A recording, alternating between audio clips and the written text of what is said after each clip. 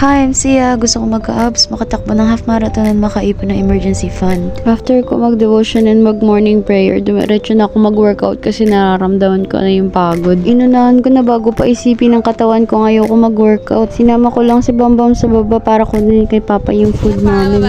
Pag-akyat namin, prepare ko na yung pagkain ni Bambam. And then, tinuloy ko na yung mga gawaing bahay na hindi ko natapos kahapon. And then, nag-work na ako. Si Bambam nakaupo dun sa office chair ko, tapos ako dun sa monoblock. Let us go to the next part of the lesson.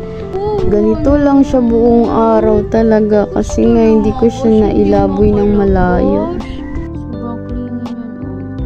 Tara na, tulog na tayo. Bakit nakatapat ka lang kay mama? Kaya mo tabi kay mama? Tikol na mama yung tabi niyan. Oh, tara na dito. Thank you so much po, Lord. Bukas po ulit.